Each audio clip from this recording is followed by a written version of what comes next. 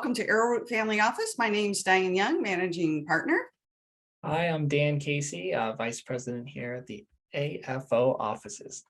Yeah, we're so excited. And look at how smart we look, Dan. I know, graduates. We've just learned how to do filters. Yeah, fantastic. 2 years So of the pandemic, we're finally figuring this stuff out. yeah, just as Zoom is being adopted by the world. Right.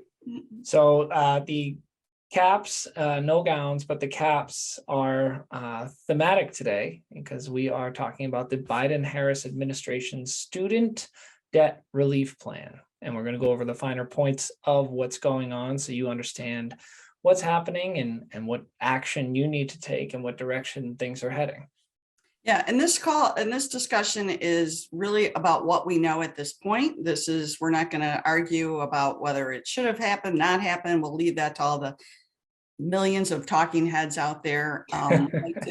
We like to deal with what we can do and how you can benefit. That's right. That's right. We'll talk about what's real right now. Yeah. So why don't you lead off the discussion, Dan, about that? Sure. So as many, of you borrowers know, we have had zero payments and zero interest since the spring of 2020. And that has been due to the pandemic related, support that was being offered by the government so that, people didn't struggle as much. Student loans are their own unique island of debt structure that, many would argue, could go either way as far as making sense or not making sense. But as far as the facts and figures go, what we know is that we've had zero payments, zero interest, and the deadline for repayments to start back up again continues to get pushed month after month after month. Well, with no plan outlined. Now we have a plan outlined. We don't have all of the details and all of the questions answered, but we have a good chunk to start off with. Yeah. So, there's a lot of goodies in this particular package that I think could benefit not just low income people, but potentially people making a little bit above average income. That's right. That's right. So what we're looking at from a extension standpoint is those payments, the zero payment, zero interest is extended and payments will not be resuming until January of 2023. So that's great. And then let's talk about the forgiveness part, because this is really huge. Sure. Before we jump to forgiveness, I just wanted to note that if you are asking yourself, do I need to apply for the extension? No, it's happening automatically. So you don't need to take any action on that. But yes, the forgiveness, the juice of the fruit here is that the U.S. Department of Education is going to provide up to $20,000 in debt cancellation to Pell Grant recipients with loans held by the Department of Education, and then up to $10,000 in debt cancellation for the non-Pell Grant recipients. Now, borrowers are eligible for this relief if the individual income is less than $125,000 or $250,000 for a household. So on top of this, the borrowers who are employed by nonprofits, military, federal, state, tribal, or local government are eligible to have all of their student loans forgiven through the Public Service Loan Forgiveness Program.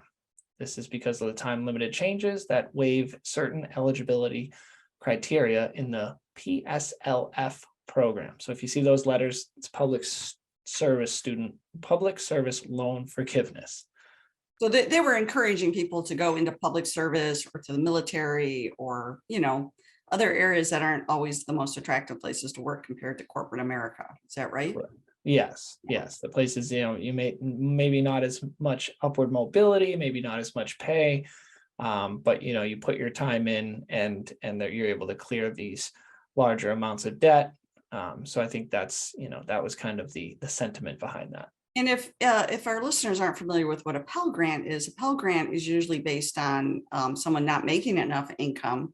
And these were grants that are given to the college student when they apply. Many students may not even realize they've gotten it. It would show up like on your tuition bill. So the tuition bill, let's say, was $10,000 and you got, $3,000 Pell Grant. and then you took out a student loan for the balance. So what they're saying is if you got any of these Pell Grants, you can have more debt reduced than the average person who maybe didn't get a Pell Grant because their family made more money. Right, right.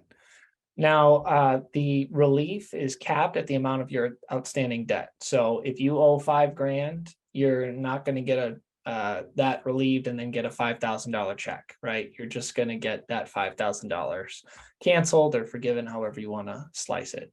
Right. So within this, there's quite a bit, to chew here.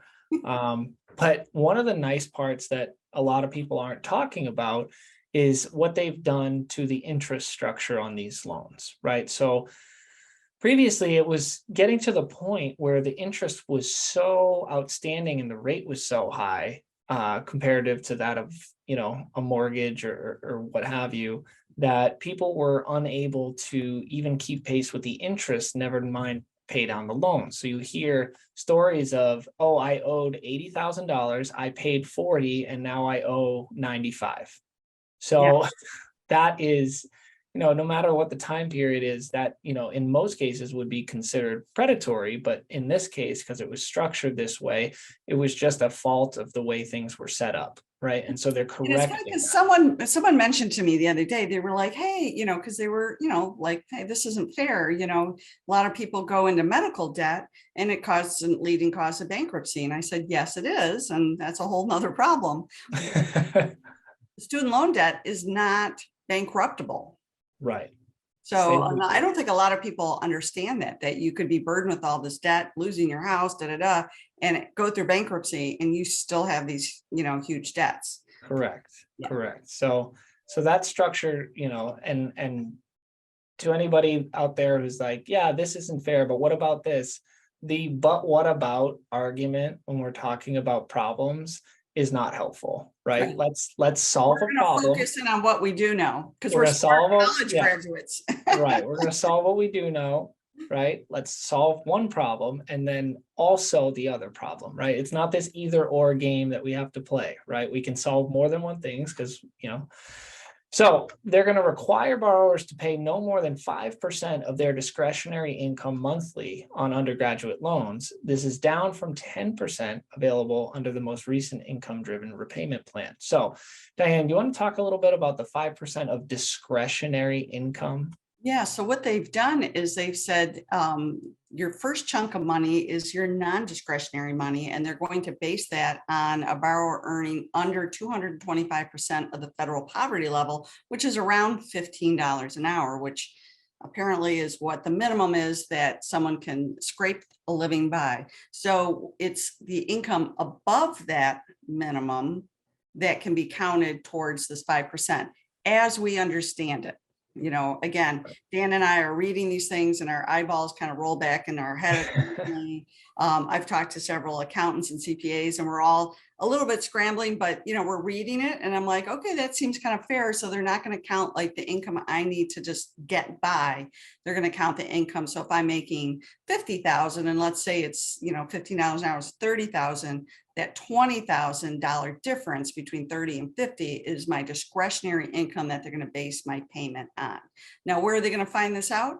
From your tax returns. So Right. So everything will stem from there, which is great, and there's, some other, caveats to that, right? They're going to forgive loan balances after 10 years of payments instead of 20 years for borrowers with loan balances of 12,000 or less. Now, the specificity of what that means, we are not sure yet. We don't know if that very means clear as mud.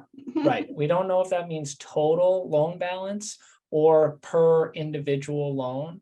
And we don't know if that is going to be Like how undergrad. retroactive is it going to be? Right. We don't know how retroactive, and we don't know if it's just for undergrad loans or if they're going to include graduate loans in that. So there's some questions still up in the air.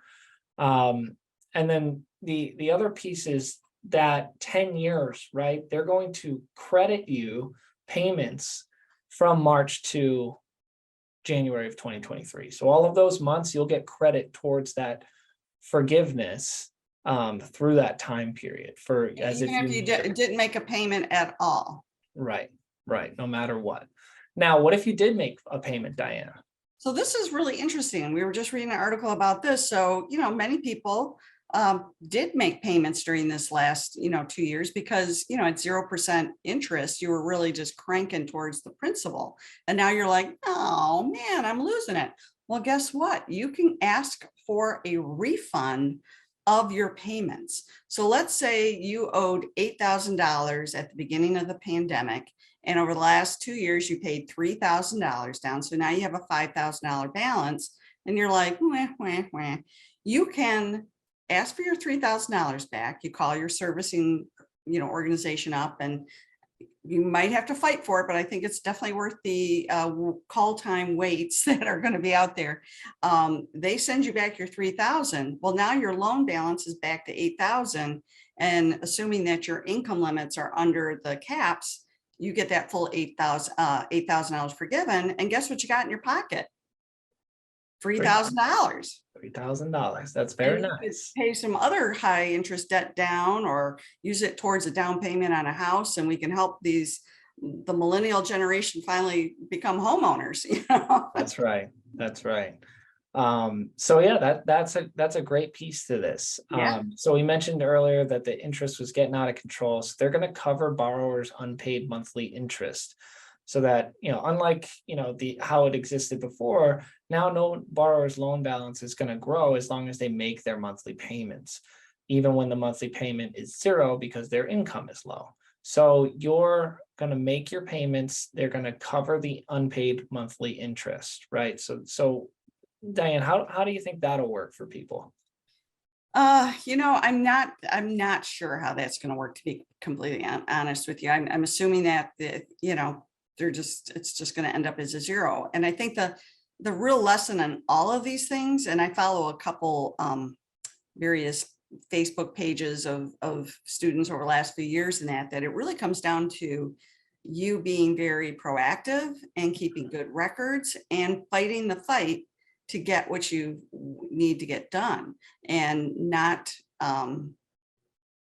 being passive with all of this. Some Right. people just shrug their shoulder and go, no, it's too much work to make that phone call. It's like, this is really important. And, there's, again, I don't want to get into whether or not you should or not do or whatever, but, there was lots of relief for lots of different organizations over the last few years. Whether you think it was fair or not, it's like, this is what's you're allowed to have. So don't be shy about going after it. Yeah, that's right. So what we know, next steps. So the application to, kind of get all of this in motion for yourself and receive loan forgiveness and all that is going to be coming out. It's supposed to be, they say it's going to be a simple application online that you submit. So how long it will take to process those, we do not know.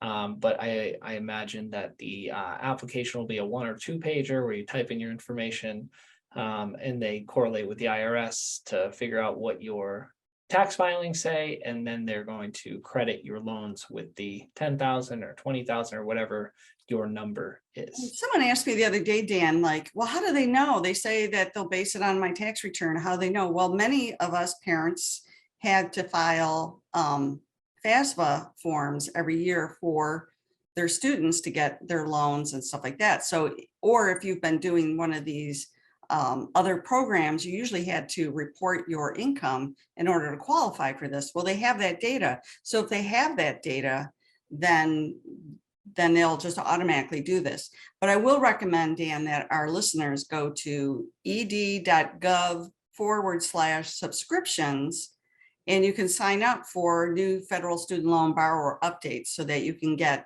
email updates as the clarification comes along, so that you're prompted not to forget in October or November when all these goodies finally get cleared out. That's a great point. That's a great point. The other one I wanted to talk about was, the income, the overall income limits, or do you want to talk about something first? No, I like the income limits. Let's go there. Yeah, because, it's a little confusing. It says 125,000 or 250 for a married couple. Let's say you're a married couple, and your child is if they're a dependent, it's going to be based on them being a dependent of you. So if your child has just recently graduated, like mine has, last year she didn't earn any income, I could potentially file an amended return for last year, take off of my tax return. I'll lose the $500 dependent credit I had, but now she is, independent, and it'll be based on her income, which was a big fat zero. So she might be able to be eligible based on that. I'm still waiting to get some clarification from everyone before we do that. But I definitely want those people out there where your kid just graduated. This could be really worth it for you to revisit your tax return. You may have to pay a few bucks to have an amended tax return done. Again, you got to weigh the pros and the cons. Everyone's situation is a little different. And I would wait till October to call your accountant, because there's just not a lot of clarification on that, but start thinking about that. Do you want to do that and file the amended returns? Because really you have to file two, one for yourself and one for the child. And many kids may have been independent anyway, and they didn't bother to file a tax return because they just didn't have any income over the last couple of years because there's no jobs out there during the pandemic. They should maybe go back and file a tax return, even if it's just a big zero. They don't get any money back or don't owe any money, but now their tax information is on file that can be used for the Department of Education to give them some relief. Yeah, that's a great point. I think doing a tax return for a $10,000 credit is a good play. I know, I figured mine out. I'm like, geez, I'm losing $100, or my kid can maybe potentially write off 10,000. I was like, I think that's a good trade. Good trade-off. Good trade-off. You owe me $100, kid. Good luck getting that. Yeah. And so there's definitely some tax planning opportunities here. Even let's say you're a married couple and you made $260,000 and for last year, and we still have, well, no, that probably might not work out, but there's definitely some planning opportunities that you might want to talk to your accountant about if you feel like there's something that you could have done with your business tax return and that. Absolutely. Yeah. Absolutely. Well, I think there's some great opportunities, obviously more details to come out. These things are going to be worked out in, over the next 4 months. So we're going to figure this stuff out. If you have any questions or want, to do a tax planning review and see if there's an opportunity for you, please reach out to us. I'm Dan at arrowrootfamilyoffice.com. Diane's is the same, but it's Diane at arrowrootfamilyoffice.com. And you can reach us at 248-453-5252. Thank you. Thank you so much.